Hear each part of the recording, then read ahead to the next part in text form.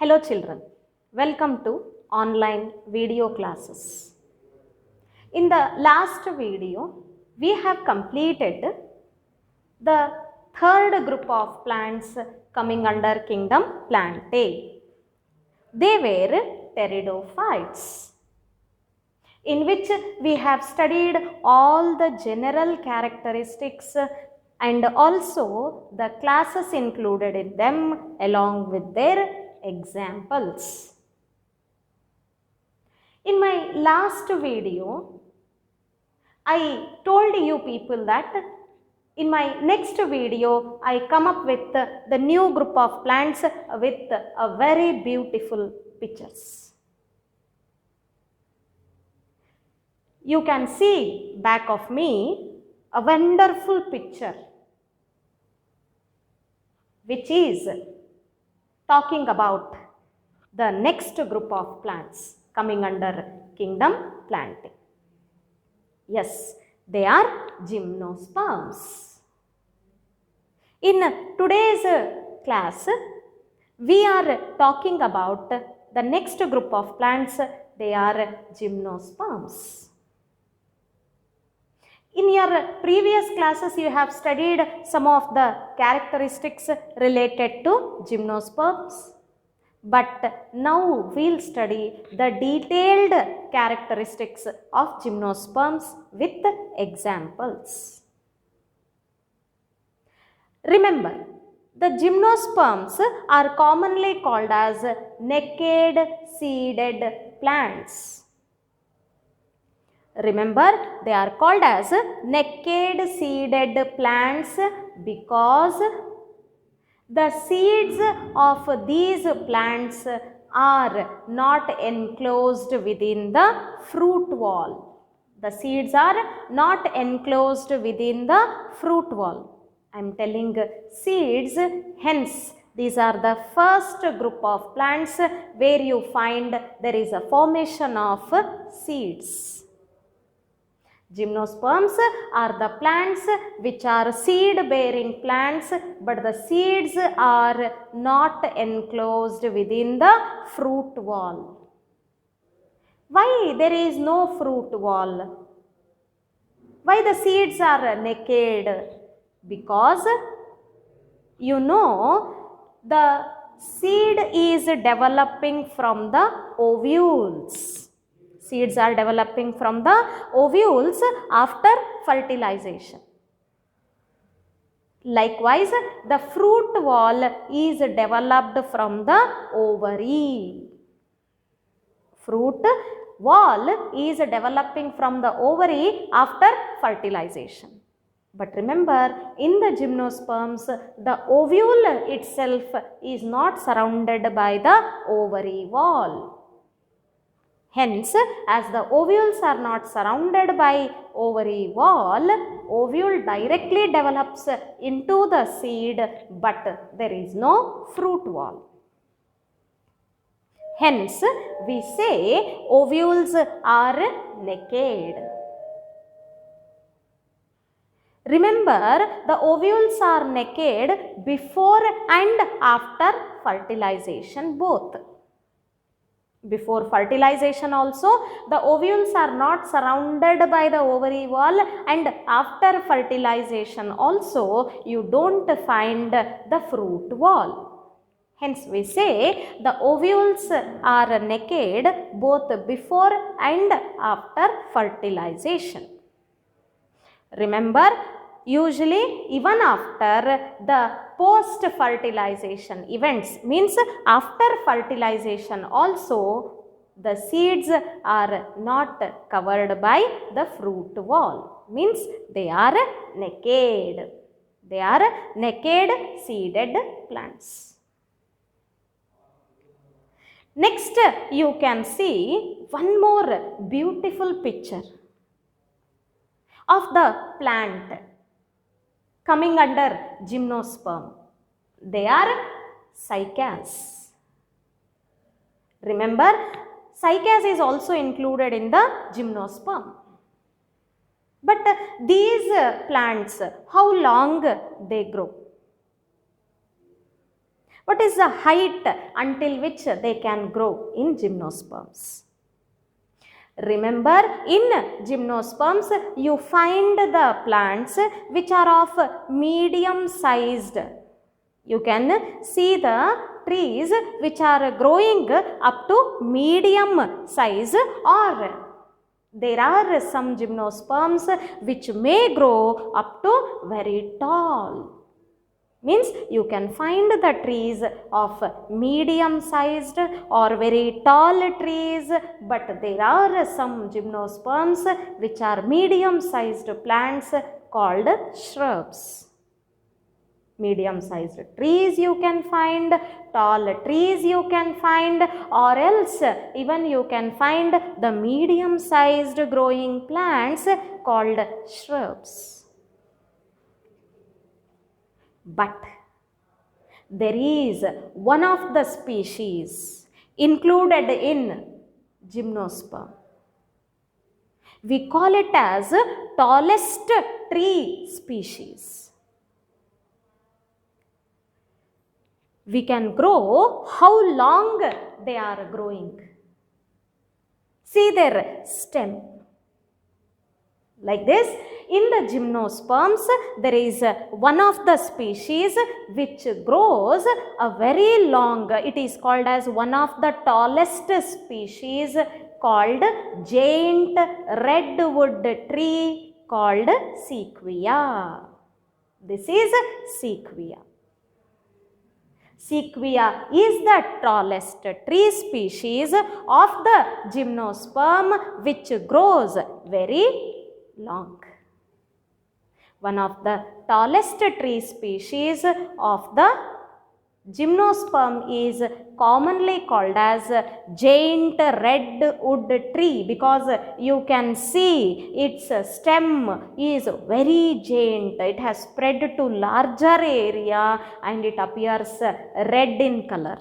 Hence we say giant redwood tree and its name is sequoia. This is about the tallest tree species, which is sequoia. How is the type of root system here? In the gymnosperms, usually they show tap root system, or we can find the tap roots.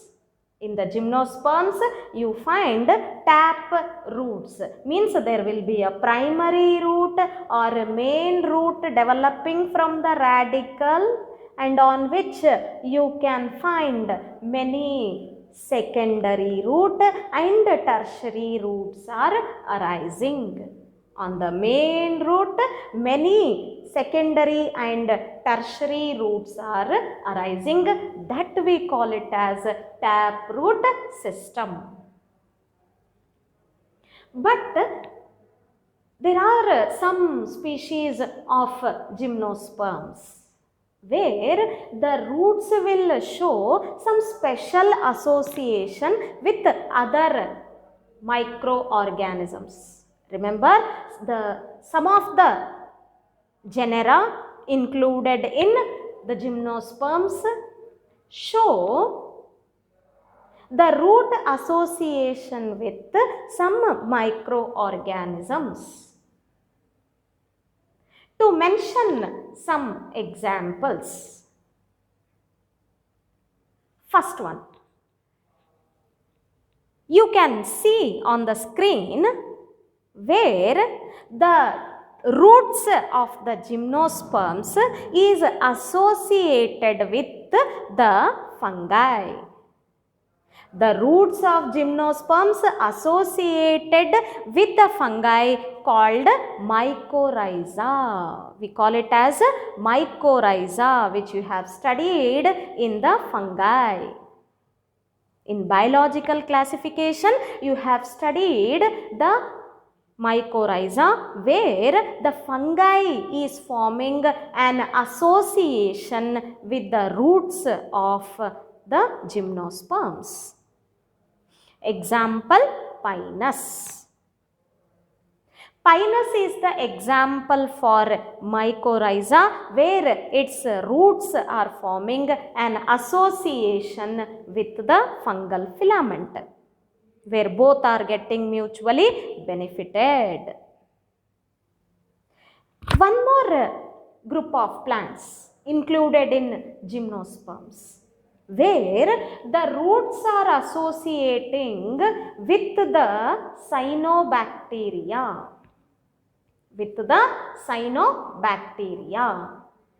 to form coralloid roots. To form what? Coralloid roots. You can see the association of roots with the cyanobacteria to form coralloid roots. How these cyanobacteria are helping the gymnosperms here? They are helping in the fixation of nitrogen. They help in nitrogen fixation. Example, cycas. Example is cycas. Remember, as I said you, the pinus is forming an association. Pinus roots are forming an association with the fungi to form mycorrhiza, where both are mutually benefited. And one more example in cycas, where the roots are associated with the cyanobacteria to form coralloid roots for nitrogen fixation. This is all about the roots. Coming to the stem.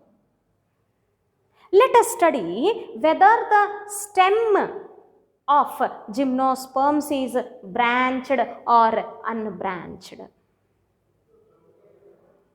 There are some gymnosperms which have unbranched stem, which have branched stem. For a branched stem, you can see cycas. For unbranched stem, you can see cycas, where the stem is not at all branched. You can see the stem is not branched, only at the tip the leaves are arising. Hence, we find the unbranched stem in the cycas.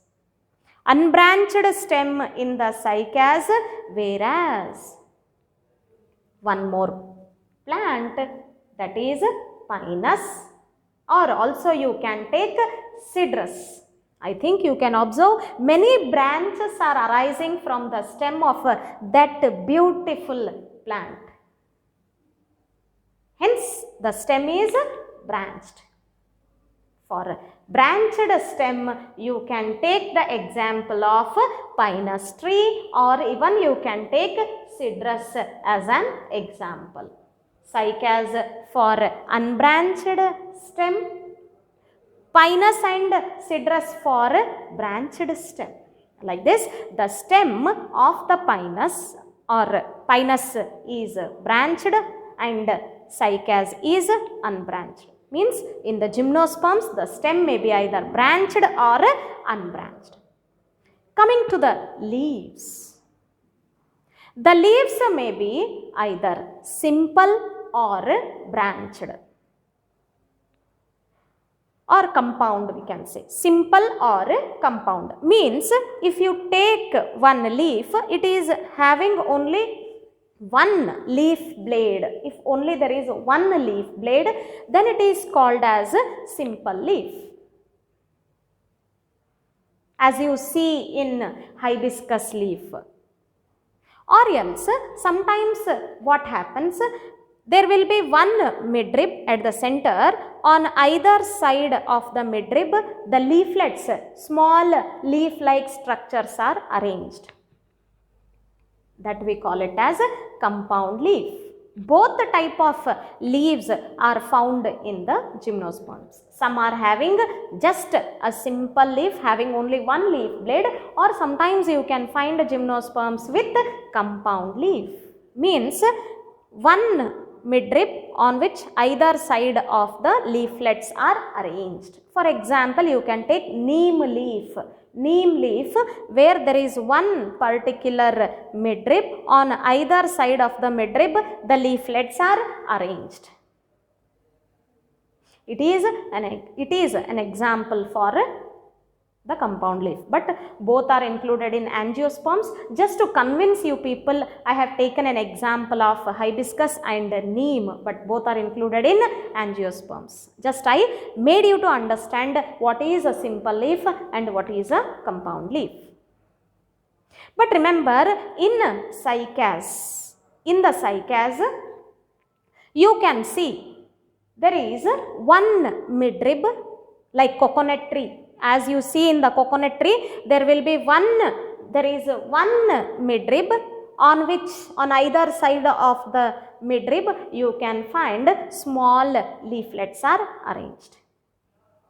One complete long structure what is arising from the cycas stem is nothing but a leaf.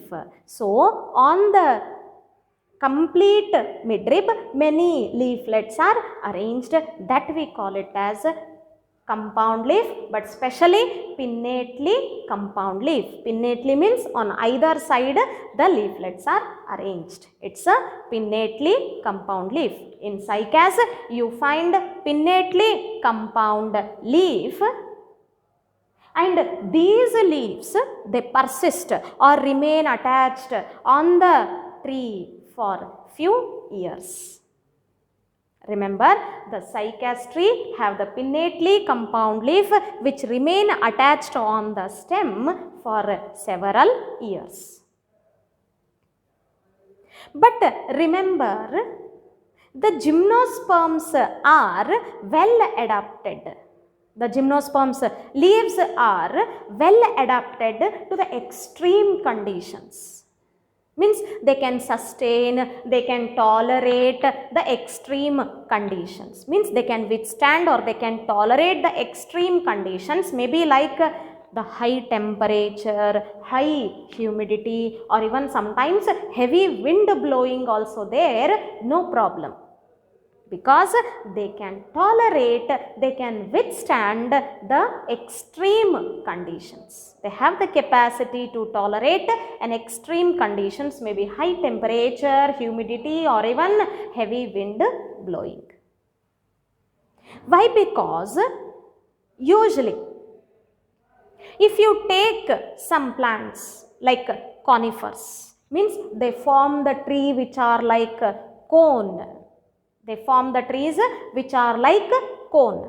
They are conifers. They grow like a cone shaped structure. Conifers. In conifers, if you see, the leaves are like needle. The leaves are like needle pointed structures which reduces the surface area. If the leaf is like this, complete leaf blade if it is, the surface area is more and the loss of water is more. This is having a more surface area which is complete leaf blade. If it is like needle, the surface area compared to this is very less. Remember, in conifers, the leaves are like needle pointed structures. Hence, compared to this type of leaves, here they have less surface area. They have very less surface area, so that loss of water is reduced. Not only that, remember, these leaves, gymnosperms leaves if you take, they are covered by thick cuticle. They are covered by thick cuticle, means waxy coat. On the leaf there will be a thick waxy coat which will prevent the loss of water. Not only thick cuticle, but also the loss of water is taking place through the stomata. Those stomata are sunken, means they are embedded within the epidermis. They are embedded completely within epidermis. Hence, because of thick cuticle and also due to the sunken stomata, the loss of water is prevented. I'll show you the picture where you can see the condition is very critical. You can see where there is a heavy snow falling, but even then the conifers, they are having the capacity to tolerate and they are still growing. This is because of their adaptation. Particularly the leaf adaptation helps them to withstand an extreme temperature, extreme humidity, or even the wind blowing. Not only that, the leaves are covered by thick cuticle and also they have sunken stomata, because of which the plants can tolerate or withstand an extreme conditions. This is about their leaf adaptation, which helps them to adapt the gymnosperms even in extreme conditions. Coming to its reproductive characters. Remember, in gymnosperms, the main plant body is diploid sporophytic plant body. It's over in main gametophytic plant body. What you found in bryophytes, it's last. Once we enter in pteridophytes, from there on we see diploid sporophytic plant body is the main plant body. Here also it's same. The sporophytic plant body, as you all know, they are involved in production of spores which are haploid. Remember, the sporophytic plant body produces spores which are haploid. But remember, gymnosperms, in pteridophytes I have told you, there may be either one kind of spore producing plants or two kinds of spore producing plants. Only one kind if they are producing, they are called as homosporous in pteridophytes. If they are producing two kinds, then they are called as heterosporous, which we have seen in pteridophytes. But here is not the case in gymnosperms. Remember, always the gymnosperms are heterosporous.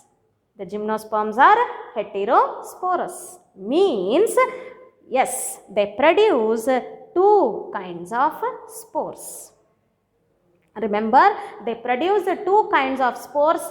The smaller spores are called as microspores and the larger spores are called as megaspores.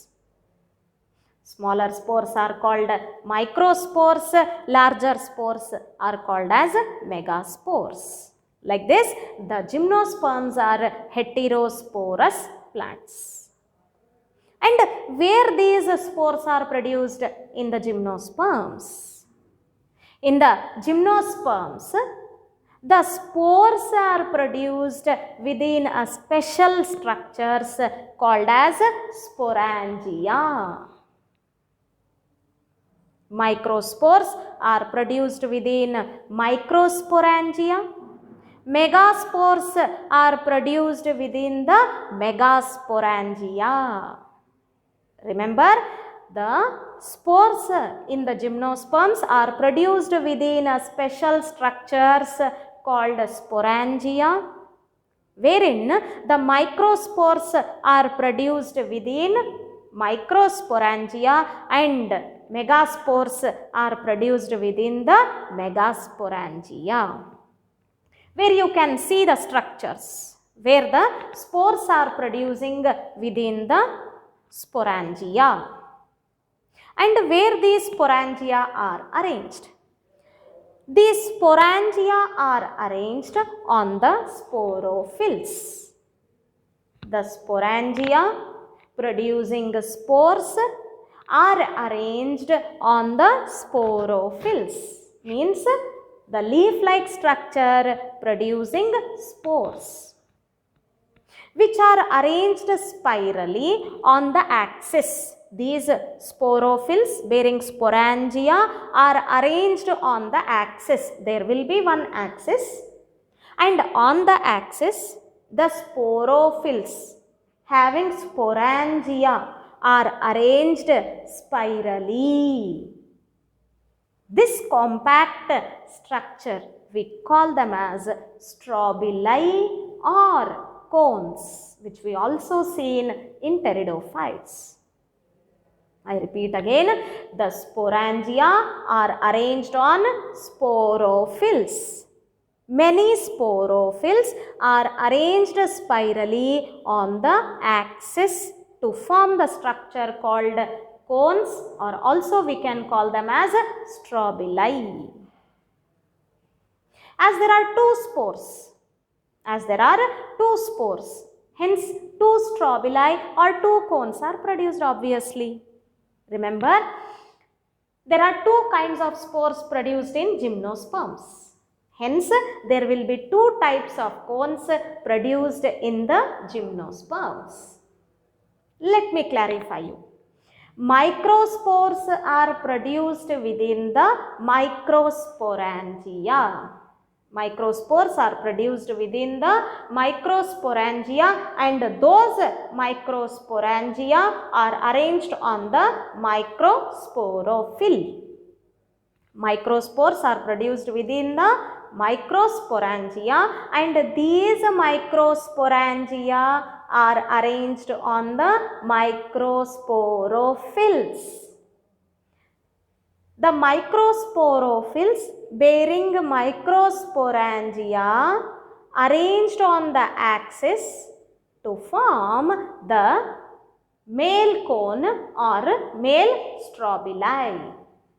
Male cone or male strobili, which you can see in the figure.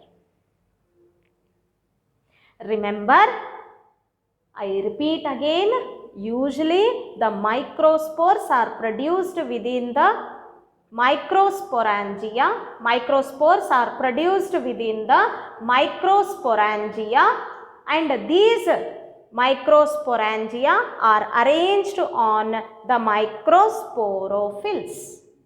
And these microsporophylls are arranged spirally on the axis, and that axis we call it as male cone or male strobili. And in the microsporangia, the microspores which are produced, what they develop into? On the microsporophyll, within the microsporangia, the microspores which are produced by microspore mother cell by undergoing meiosis, these microspores, they germinate and develop into male gametophyte. Remember, usually within the microsporangia, the microspores which are produced, they germinate or they develop into male gametophyte.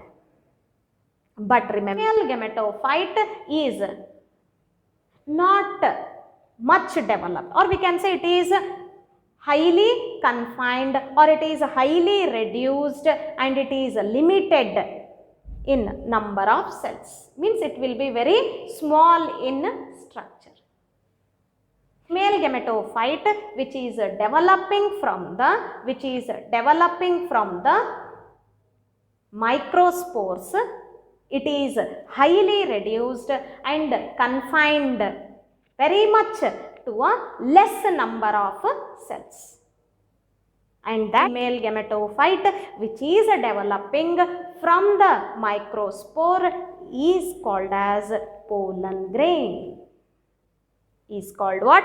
Pollen grain. Male gametophyte which is made up of few number of cells which is reduced is called as pollen grain. And this is all about the male gametophyte, or we can say the microspores. Microspores are produced within microsporangia, and microsporangia are arranged on the microsporophyll, and many microsporophyll group together to form a male cone or a male strobili. And within the microsporangia, you find microspore mother cell which undergo meiosis to produce haploid microspores. And these microspores develop into the male gametophyte made up of very less number of cells, and that we call it as the pollen grain. Coming to the megaspore. The megaspore is the female spore which is produced within the megasporangia. The megaspore is produced within the megasporangia, and these megasporangia are arranged on the megasporophyll. Arranged on the megasporophyll.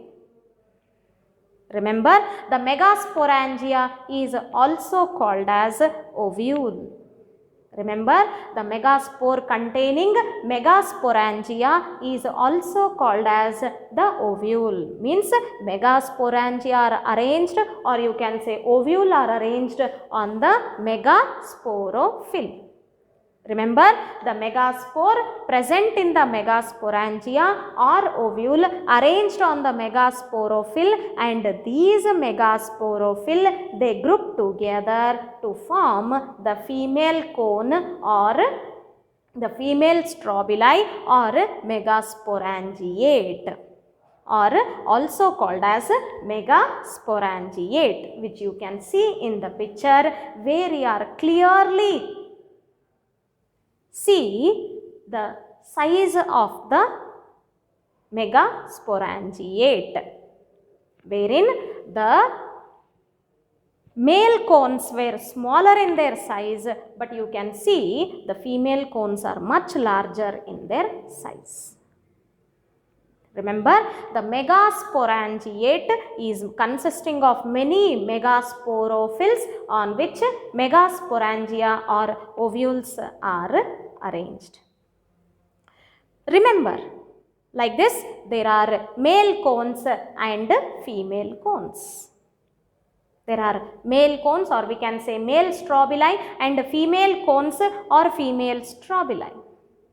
But the thing is, whether they are produced on the same tree or on the different trees.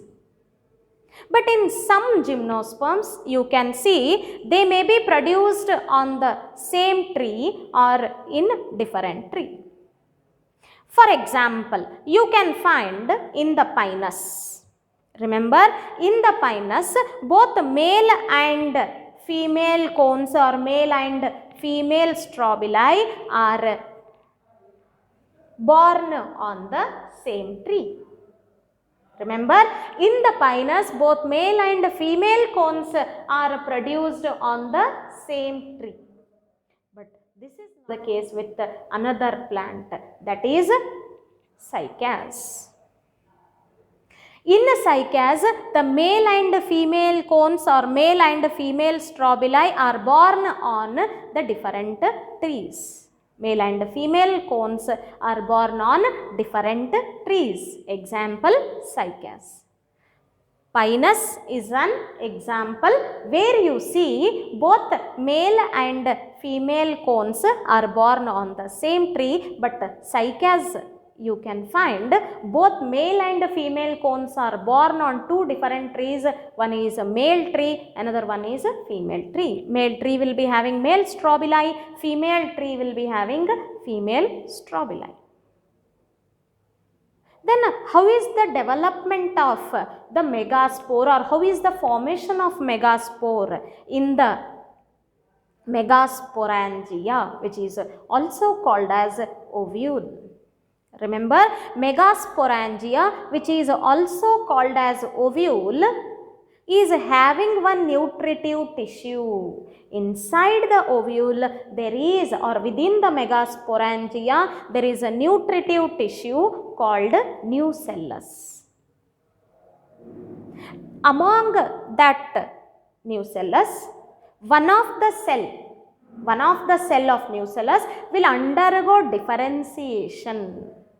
Remember, within the megasporangia, there is a nutritive tissue called nucellus. Among the nucellus, only one cell will undergo differentiation or will differentiate into the megaspore mother cell. Will differentiate into the megaspore mother cell, which will undergo meiosis to produce 4 haploid megaspores. To produce 4 haploid megaspores. Remember, and this nucellus structure surrounded by the protective covering, together we call it as ovule, which we call it as megasporangia.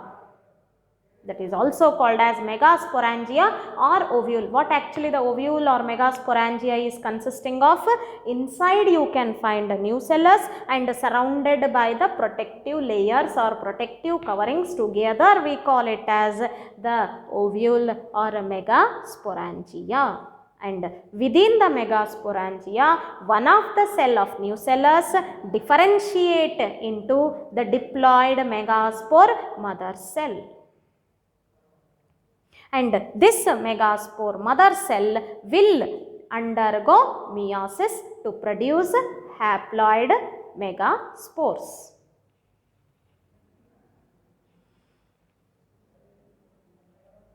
But remember, these megaspores, as I told you, are arranged on the megasporophylls.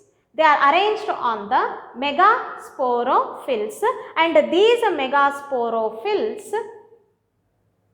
are clustered together, grouped together to form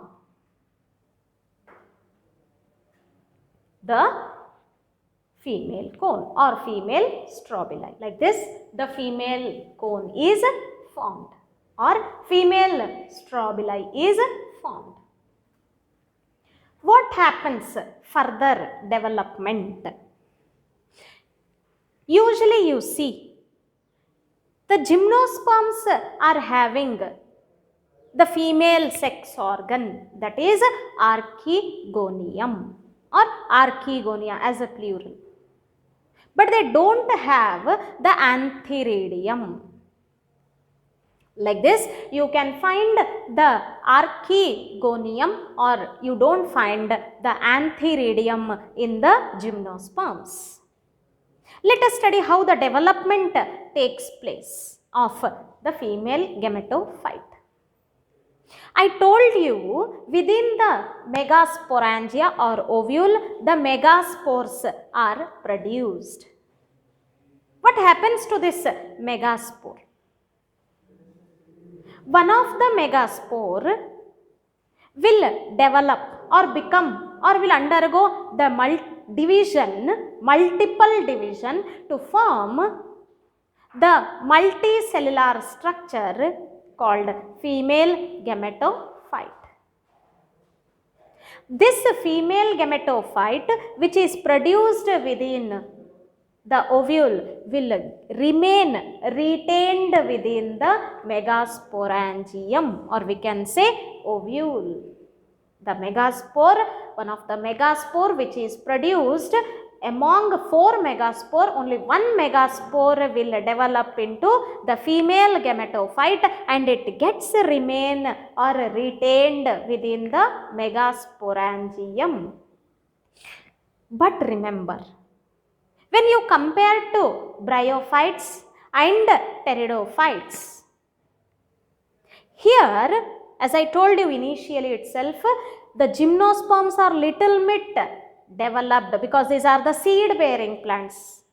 It will also show some specialized characteristics which you have not seen in pteridophytes and bryophytes. That is, in bryophytes and pteridophytes, you have seen there was a haploid gametophytic plant body which was free living and photosynthetic. It was free living and photosynthetic, but remember, in the gymnosperms, the male and female gametophytes or male and female gametophytic plant body are not free living. They are found remain attached on the sporophytic plant body till the fertilization takes place, and after fertilization the seed formation takes place. Until then they remain attached on the sporophytic plant body. Like this, the gymnosperms differ from pteridophytes and bryophytes. And remember, I told you they are retained on the sporophytic plant body within the sporangia. Like microsporangia consists of the microspores which will develop into male gametophyte, and megasporangia will retain the megaspore which is developing into the female gametophyte, which you can see in the picture, where both the male and female gametophytic plant body are found on the sporophytic plant body. Then, how do the gymnosperms reproduce? How the gymnosperms show the reproduction process, or how do fertilization is seen in the gymnosperms? Remember, I told you within the microsporangia, the microspores are produced developing into the male gametophyte, and that male gametophyte are pollen grains. The male gametophytes which are produced are the pollen grains. Once the pollen grains or male gametophytes within the microsporangia are completely developed, once they are completely developed, the microsporangium will rupture. The microsporangium will rupture to release the pollen grains, or we can say the male gametophyte. These male gametophytes, as in bryophytes and pteridophytes, they don't need the water for their transfer. They don't need water for their transfer. Then how the male gametophyte will reach the female reproductive part? The male gametophytes or pollen grains which are released in the air after the rupturing of microsporangium, they are carried through the wind current or air current. Through the blowing air or through the blowing wind, the pollen grains or male gametophytes are carried, and they will reach the ovules, which are ovules, or we can say the megasporangia produced on the megasporophylls. See how beautiful they get transferred. Once the pollen grains or male gametophytes are completely developed, the microsporangia will rupture. The microsporangia will rupture to release the pollen grains, or we can say male gametophytes, in the air, and through the air current or through the wind current or blowing air, you can say, the pollen grains will reach the ovules or megasporangia. Where these megasporangia are born? They are born on the megasporophylls. Like this, pollen grains are taking the help of the wind. Hence, we say in the gymnosperms there is a wind-mediated pollination. Again, one term we came across, that is pollination. Pollination means transferring the pollen grains towards the female reproductive part. We call it as pollination. And pollination is taking place with the help of wind. Hence, we say gymnosperms show wind-mediated pollination. What happens next? Once the pollen grain reach the mouth of the ovule, once the pollen grain reach the mouth of the ovule, there the pollen grains start their germination. The pollen grains start their germination to form pollen tube. To form pollen tube. Remember, once the pollen grain get transferred onto the ovule or towards the mouth of the ovule, there the pollen grain will germinate. And they will germinate to form the pollen tube. And pollen tube which is formed will be carrying the male gametes. The pollen tube which is carrying the male gametes that start growing towards the female sex organ, that is archegonia, which are produced within the male gametophyte. Remember, within the female gametophyte there is a archegonium. Within the female gametophyte there is a archegonium, and within the archegonium you find the egg cell. Ovule, within the ovule, that is female gametophyte, and within the female gametophyte you can find archegonium. And within the archegonium there is a female gamete. On the ovule, pollen grain has germinated, produced the pollen tube carrying the male gametes, enters the ovule. There you find a female gametophyte. Within the female gametophyte, the pollen tube reaches the archegonia. And within the archegonia, there is a female gamete.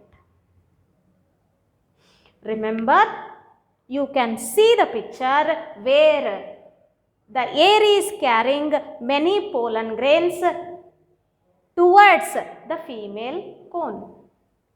In the female cone, you can find megasporophyll, and on the megasporophyll, the ovules are born. And on the ovules, when the pollen grains will reach, they germinate to form the pollen tube. The pollen tube will carry the male gametes. The pollen tube carrying male gametes reaches the archegonia present within the female gametophyte, and there you can find an egg cell is present. The female gamete will get in contact with the male gametes carried by the pollen tube. Then next process is fertilization. The next process is fertilization, where the male gametes carried by the pollen tube fuses with the female gamete to form the diploid zygote. This process we call it as fertilization. This process we call it as fertilization, and after fertilization the diploid zygote is formed. After fertilization the diploid zygote is formed, and this zygote will develop into an embryo within the megasporangium. Within the megasporangium.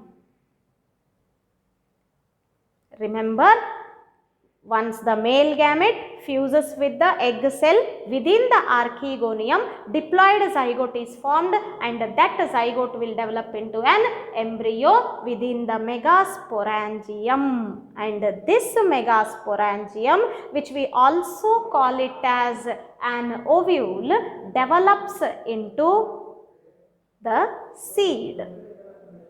After fertilization, the ovule develops into seed, but surrounding to the ovule there is no ovary. Hence, the seeds are naked. Means they are not surrounded by the ovary wall.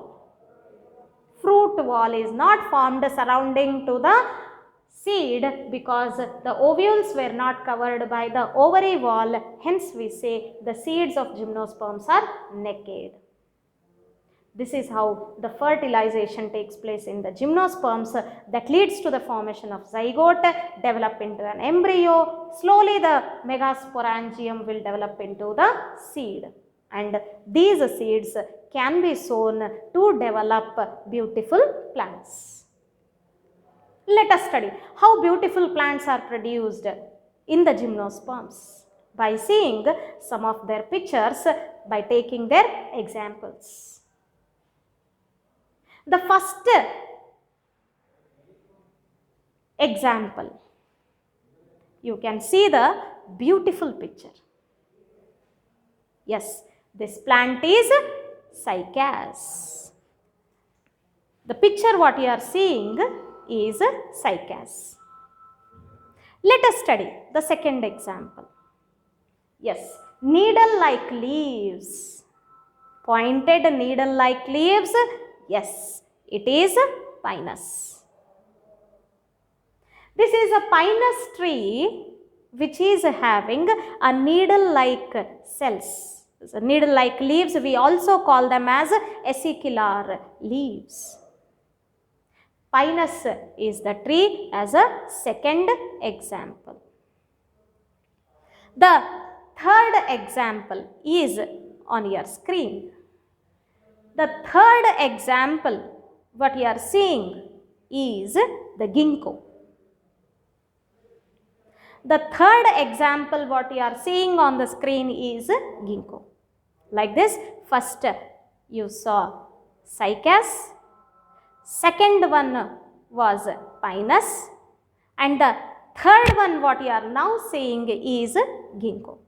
So, these are the examples for gymnosperms. With this, we have completed next group of plants. They were gymnosperms, which are actually terrestrial habitat. They are having well developed vascular tissues, but they are seed bearing plants. Even though they are seed bearing plants, they are not enclosed within the fruit wall. Hence, we call them as naked seeded plants. With this, we have completed all the characteristics of the gymnosperms with their beautiful examples. In my next video, I come up with the next group of plants, or we can say the last group of plants. They are angiosperms. Of course, angiosperms will be still more beautiful because they are commonly called as flowering plants. I'll see you in the next video with some more beautiful pictures of angiosperms. Until then, take care of yourself. Take care, children.